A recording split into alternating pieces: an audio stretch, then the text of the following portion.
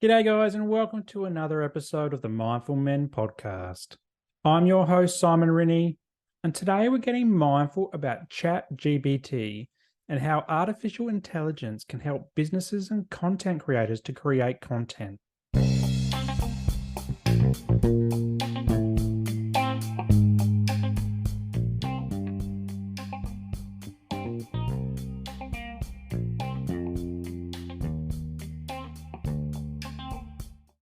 Today I've got something a little bit different. I've used ChatGPT to write the script for today's episode. We'll start with talking about what it is before I give it the tricky task of explaining how men can make friendships. Now, as this is a solo episode, I'll be changing the voice of ChatGPT so it doesn't sound like I'm interviewing myself. So hopefully you can spot the difference between my voice and ChatGPT. So let's get into it, a chat with GPT. G'day, ChatGPT. I'd like to start this episode by asking, what the hell are you? You've been all over the news lately, so tell us what ChatGPT is. ChatGPT was developed by OpenAI with Elon Musk, an original co-founder of the company. ChatGPT is an example of the rapid progress being made in the field of artificial intelligence and the potential for these technologies to transform how we interact with machines and each other in the future. The goal of ChatGPT is to improve the ability of machines to understand and respond to natural language in a way that is more accurate, nuanced, and human-like. This has important implications for a wide range of industries, including customer service, healthcare, education, and more. How can ChatGPT help with content creation? ChatGPT can be a powerful tool for content creation by providing assistance with idea generation, content planning, writing, personalization, and optimization. By leveraging the capabilities of AI and machine learning, it can help content creators to save time and effort while producing high-quality content that resonates with their target audience. And on that, I was hoping ChatGPT that you could help me with today's podcast. In my therapy sessions with men, we often talk about the importance of our social circles and how friendships can help us through tough times. One of the key issues for men that I work with is, how do we create new and meaningful relationships as adults? We all remember how easy it was as kids, but it's much harder for us to build friendships as adults. Can you help us understand the importance of male friendships? Sure, I'd be happy to help. Let's get started. Many men feel that they don't have close friendships or don't know how to build and maintain them. This can lead to feelings of isolation, loneliness, and even depression. Research shows that men with strong social support networks, including friendships, have better mental health and overall well-being. Friendships can provide emotional support, a sense of belonging, and a feeling of being understood. They can also provide opportunities for social activities and personal growth.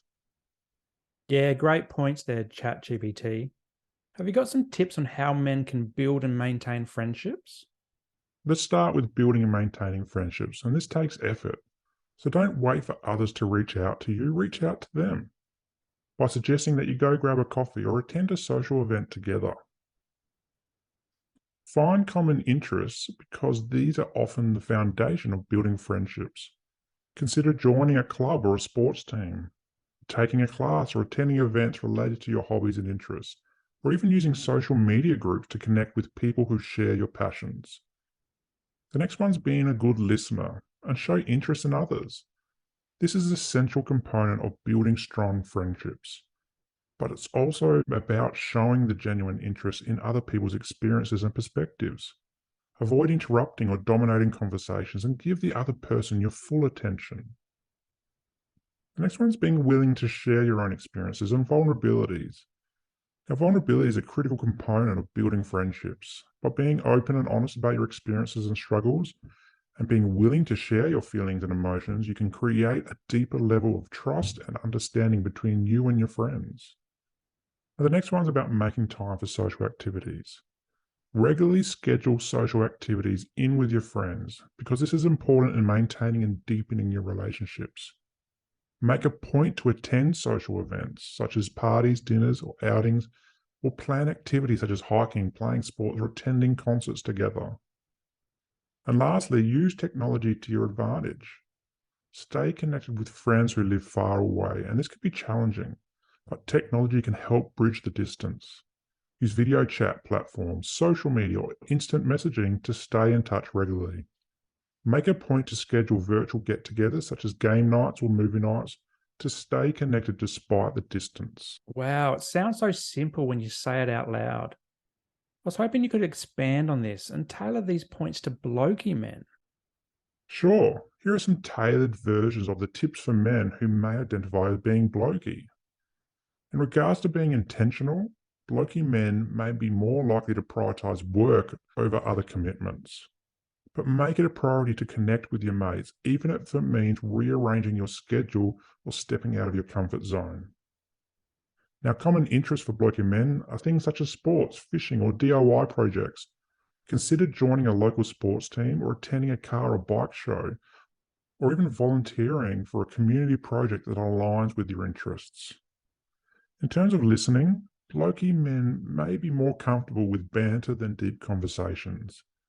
However, being a good listener is still an essential component of building strong friendships. Perhaps put the banter away and really listen in. Now, vulnerability is where some blokey men can come unstuck. They can feel pressure to maintain a tough exterior and avoid showing their vulnerability. However, by showing your own experiences and struggles, this can help build deeper connections with your mates. Consider sharing stories of challenges you've overcome or struggles that you're currently facing. But it all needs time, so make sure you've got the time to connect. A lot of blokey men like to prioritise catching up at the pub, but you can also build deeper relationships when you're attending a sporting event, going camping or fishing, or taking a road trip. And just because men may be a distance apart, it doesn't mean that they can't catch up over the phone or social media. Now, this can be a challenge for those of you that don't like using technology, but it can certainly help. Yeah, these make perfect sense. And I think many of our listeners would agree on these points, even if they don't want to admit it. But I was wondering, you mentioned vulnerability before, and many blokes don't like this word as it suggests weakness. Can you talk a bit about vulnerability and why this is actually a strength and not a weakness? Yeah, certainly. Vulnerability is often misunderstood as a weakness, particularly among men who may feel pressure to present a tough, stoic exterior to the world.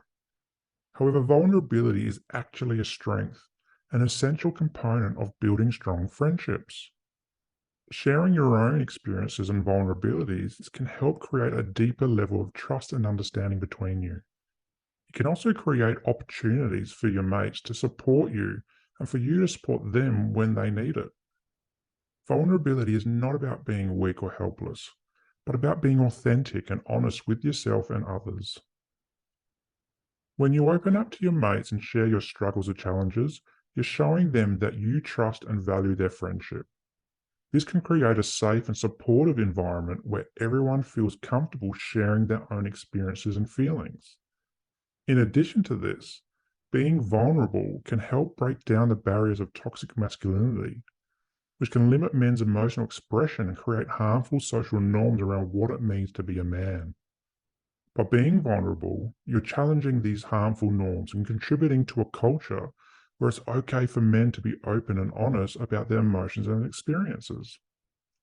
So, while vulnerability may feel uncomfortable or even scary at first, it's an important aspect of building deep, meaningful relationships that can support you through life's challenges.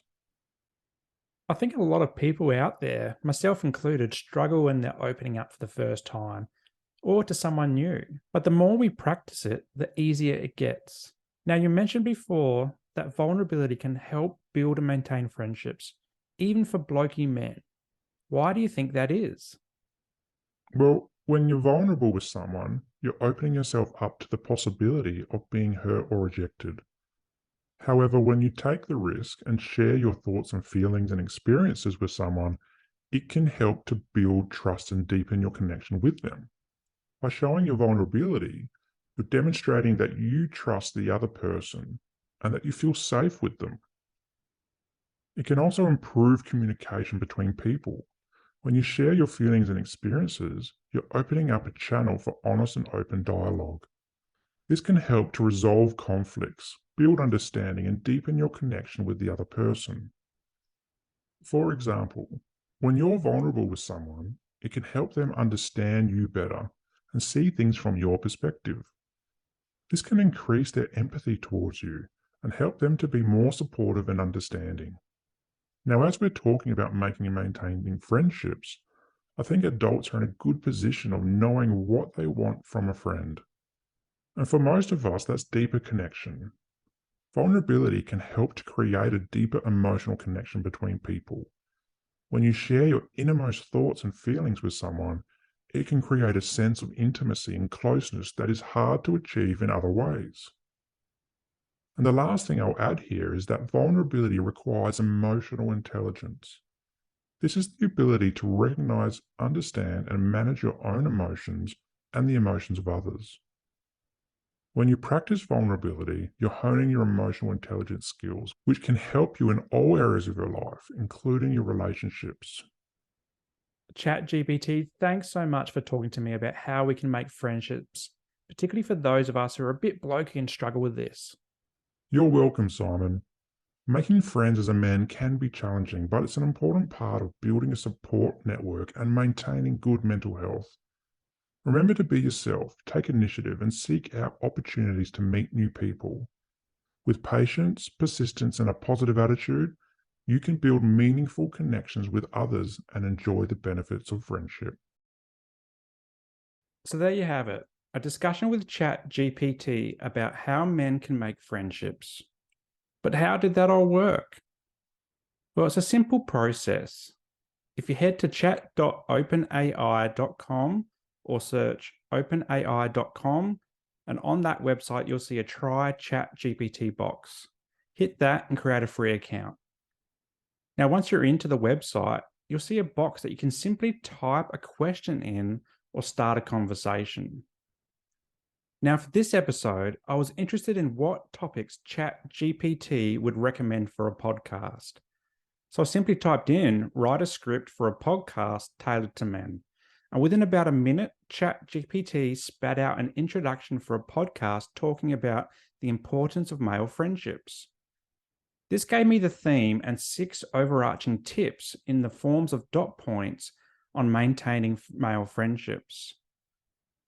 But I wanted it to go a bit deeper, so then I asked it to expand on those 6 tips. And again, within 2 to 3 minutes, I had 6 paragraphs about things like intention, common interests, listening, vulnerability, social activities, and technology.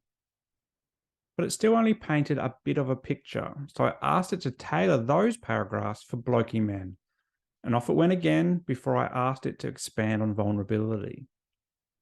So within about 15 to 30 minutes, I had enough script for a 15-minute podcast. It was that simple. Now, to give you a guide, if I was writing that script myself, it would have taken about 1 to 2 hours. So that's a huge time saving from a content creation perspective, but also small business and family perspective. So from that point of view, I loved it. I loved how it tailored content to my specific needs and very quickly. Now, the downfall is that the content is about 2 years behind. So I wouldn't be using this if I was talking about current events happening in the world. And also, you need to be sure that ChatGPT is spitting out factually correct information. This was okay for this episode because I agreed with all the tips that it was giving me on male friendships. But if you need to be accurate and also need to attribute the content to its proper author, you may want to tread carefully by fact-checking the information that it spits out, but also adding in references wherever you need to. But all in all, ChatGPT was a really easy tool to use for content creation. And I'll be giving it a go for future episodes and maybe even some blogs for my website. I hope you enjoyed this episode about ChatGPT and how it helped me write content for the podcast. My name is Simon Rinnie, and until next time, stay mindful.